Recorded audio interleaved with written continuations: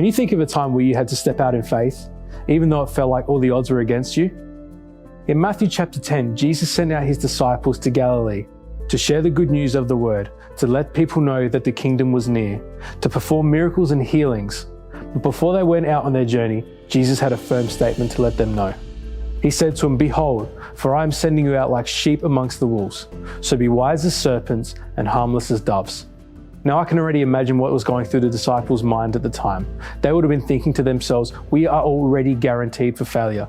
This is not going to work. But the thing is, Jesus had set his mind on something else.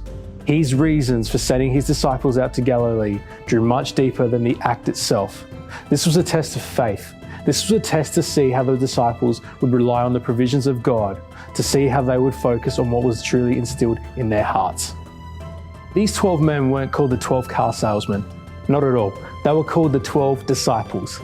And much like us, as modern day disciples who strive to follow Christ in everything that we do, sometimes it's not a matter of achieving the goal or not. Sometimes it's the act of faith, the act of obedience that carries further than the deed itself. I want to share with you something really simple that allowed me to put this verse into great perspective.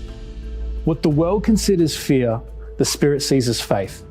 So let that encourage you today. Let it be a call of action. Whether it be witnessing to someone, sharing about your faith for the first time, or how you came to find God in your life, just know that every step of the way, God will be with you and he will be giving you every word to speak.